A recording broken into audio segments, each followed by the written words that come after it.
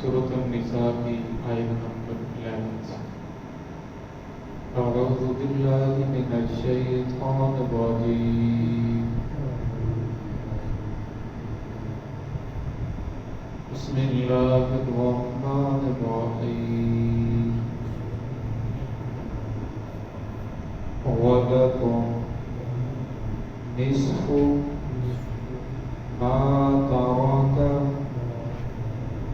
أزواجكم إن لم يكن لهن ولد فإن كان لهن ولد فلكم الربع مما تركنا من بعد وصية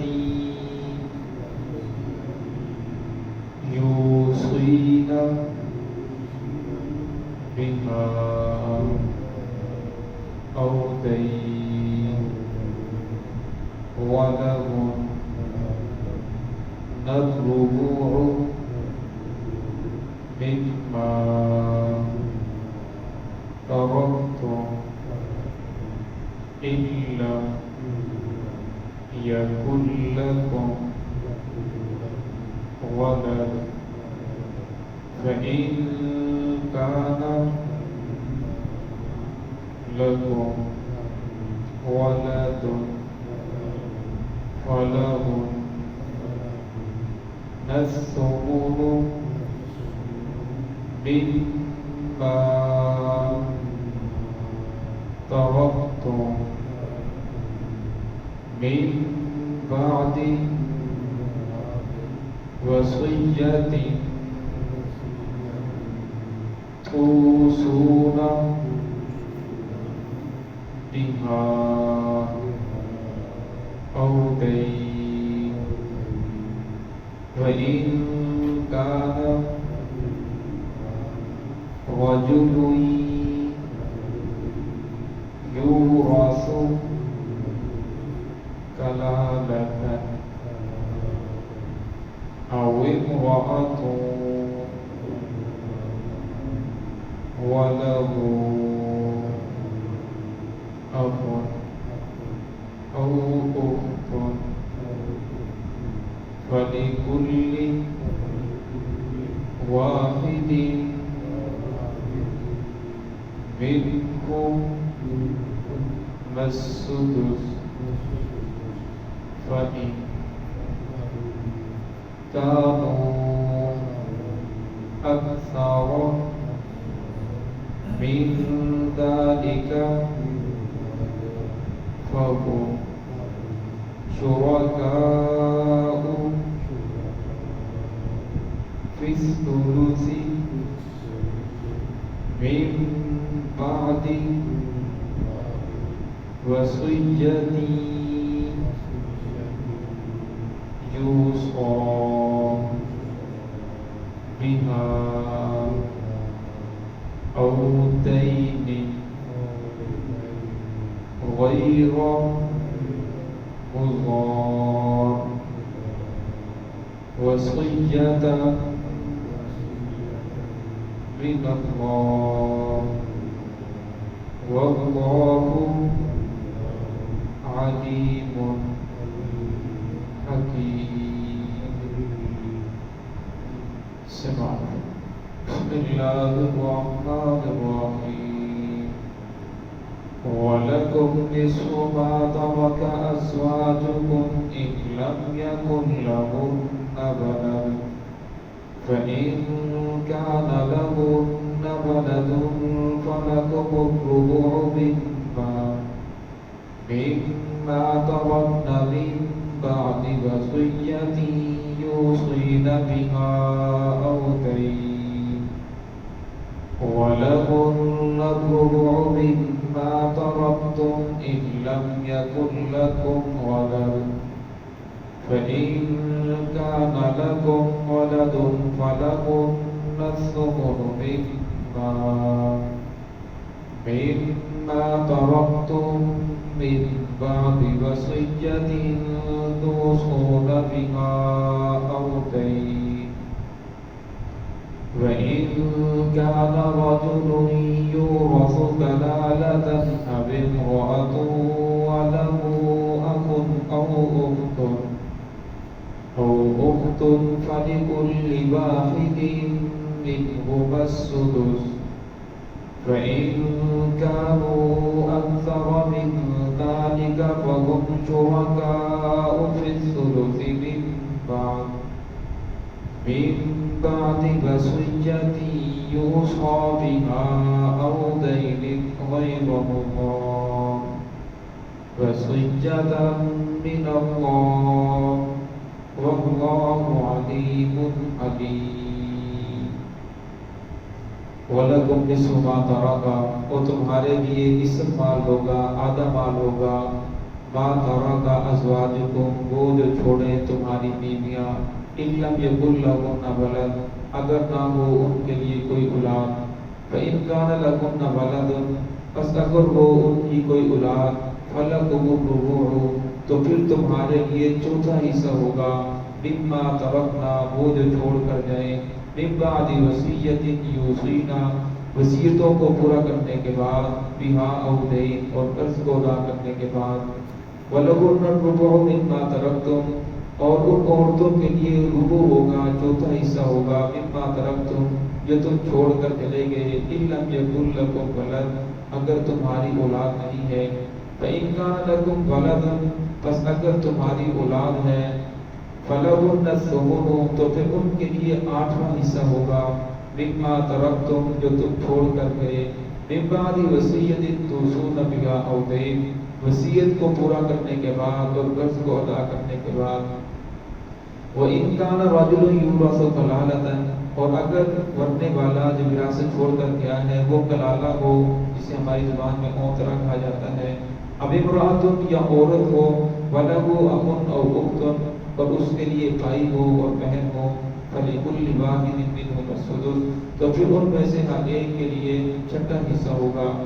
فَإِن كَانُوا أَكْثَرَ مِن ذَلِكَ پس اگر وہ اس سے زیادہ ہو، فَهُمْ شُرَكَاءُ فِي الثُّلُثِ تو تمام کے تمام شرکاء کو تہائی حصے کے اندر شامل کیا جائے گا، مِن بَعْدِ وَصِيَّةٍ وصیتوں کو پورا کرنے کے بعد، تُوصُونَ بِهَا أَوْ دَيْنٍ اور اس کے قرض کو ادا کرنے کے بعد، غَيْرَ مُضَارٍ کسی کو تکلیف پہنچانا غرض نہ ہو، وصیۃ من اللہ یہ اللہ رب العزت کا حکم ہے، واللہ علیم حلیم اللہ رب العزت جاننے والے بردبار ہیں، علم والے ہیں۔ اس آیت کے اندر اللہ رب العزت نے میاں بیوی کے حصے کو بیان فرمایا ہے، فرمایا اگر دنیا سے بیوی چلی جائے اور بیوی ایک ہو، دو ہو یا جتنے بھی ہوں، اور ان میں سے کسی بیوی کی کوئی بھی اولاد نہ ہو، نہ پہلے خامن سے ہو نہ بعد والے خامن سے ہو، مثلا پہلا خامن فوت ہو گیا، اس نے آگے شادی کر لی تو اس خامن سے تو اولاد نہیں تھی، پچھلے خامن سے اولاد تھی، اور میں اولاد کس سے بھی نہ ہو، اگر کسی سے بھی اولاد نہیں ہے تو پھر فرمایا مرد کو چوتھا حصہ ملے گا۔ ہاں اگر اس عورت کی اولاد ہے، اس شوہر سے ہے یا گزشتہ شوہر سے ہے، تو فرمایا اس مرد کو جو ہے پہلے ہے مرد کو نصف حصہ ملے گا یعنی آدھا، اگر اولاد ہے تو پھر مرد کو چوتھا حصہ ملے گا۔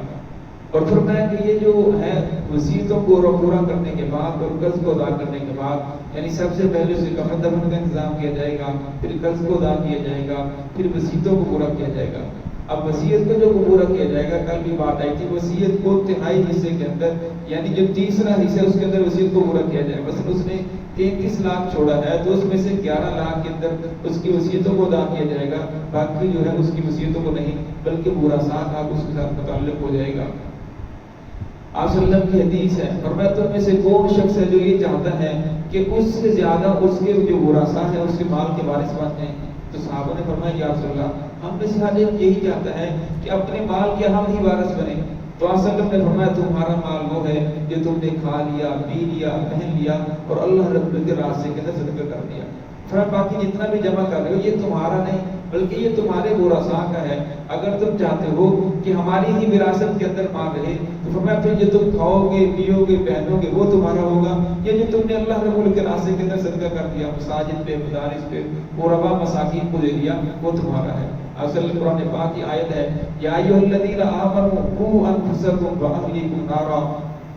اے لوگوں بچاؤ اپنے آپ کو اور اپنے اہل و عیال کو آگ سے، ایسی آگ وقودها الناس والحجارہ جس کا ایندھن انسان اور پتھر ہے۔ فرمایا اگر تم نے وراثت چھوڑی اور تو اپنی اولاد کی تربیت نہ کی تو فرمایا پھر تمہارے جانے کے بعد اولاد شراب نوشی کے اندر، طرح طرح کے خرافات کے اندر اگر اس پیسے کو ضائع کر رہی ہے تو فرمایا پھر تم بھی قبر کے اندر اس کا پکڑ کا سبب بنو گے۔ ہاں اگر تم نے اپنی اولاد کی تربیت کی ہے، اسے دین سکھایا ہے، پھر تمہارے جانے کے بعد وہ گمراہ ہو گئے، غلط راستے کے اوپر چلنا شروع ہو گئے، تو پھر فرمایا تمہارے اوپر اس کا کوئی وبال نہیں پڑے گا، بلکہ اس برائی کرنے والوں کے اوپر ان کا وبال پڑے گا۔